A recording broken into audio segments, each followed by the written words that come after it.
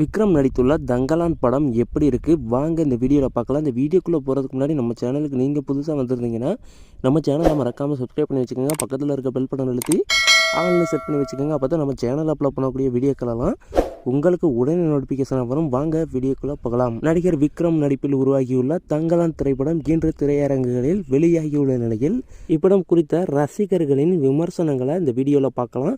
நடிகர் விக்ரம் நடித்து 2011ஆம் ஆண்டு வெளியான தெய்வ திருமகள் படத்திற்கு பின்னர் இவருக்கு தரமான பிரேக் கொடுக்கும்படியாக படங்கள் அமையவில்லை. காரணம், இந்த படத்தை தொடர்ந்து வெளியான பிக் பட்ஜெட் படங்களான இருமுகன், கோப்ரா, சாமி ஸ்கொயர் போன்ற படங்கள் கலவையான விமர்சனங்களை சந்தித்தது. எனினும் இயக்குனர் மணிரத்னம் இயக்கத்தில் 2 பாகங்களாக வெளியான பொன்னியின் செல்வன் திரைப்படம் மீண்டும் விக்ரமுக்கு வெற்றி படமாக அமைந்தது. ஆனால் இப்படத்தில் விக்ரமை தவிர கார்த்தி, ஜெயம் ரவி போன்ற பல நடிகர்கள் நடித்ததால் தனி ஹீரோவாக தன்னை நிரூபிக்க வேண்டிய கட்டாயத்துக்கு தள்ளப்பட்டார் விக்ரம். இந்நிலையில் விக்ரம் படத்திற்கு பின்னர் தன்னுடைய உடலை அதிகம் வருத்தி கொண்டு பல்வேறு சவால்களையும் காயம், ரத்தம் போன்றவற்றை தாங்கிக் கொண்டு விக்ரம் நடித்து முடித்துள்ள திரைப்படம் தான் தங்கலான்.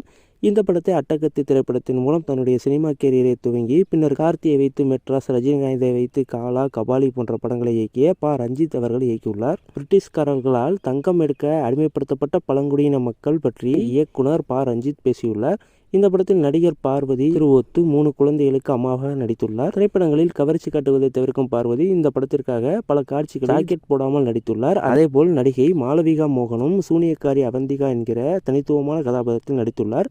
இந்த படத்திற்கு ஜி.வி. பிரகாஷ் இசையமைக்க கிஷோர் குமார் ஒளிப்பதிவு செய்துள்ளார். செல்வா ஆர்கே இந்த படத்தின் படத்தொகுப்பை கவனித்துக் கொண்டுள்ளார். இந்த படத்தை சுமார் 100 முதல் 150 கோடி செலவில் ஸ்டுடியோ கிரீன் நிறுவனம் தயாரித்துள்ளது. சுதந்திர தினத்தை முன்னிட்டு வெளியாகியுள்ள இந்த படம் ரசிகர்கள் மனதை கவர்ந்ததா என்பது குறித்து ரசிகர்கள் கூறிய விமர்சனங்களை பார்க்கலாம். தங்கலான் முதல் பாதி புல்லரிக்க வைப்பதாகவும் சியான் விக்ரம் நடிப்பு ஆச்சரியத்தை ஏற்படுத்துகிறது. ஜி.வி. பிரகாஷ் இந்த படத்தின் முதுகெலும்பாக செயல்படுகிறார். ஒவ்வொரு காட்சியும் அருமை.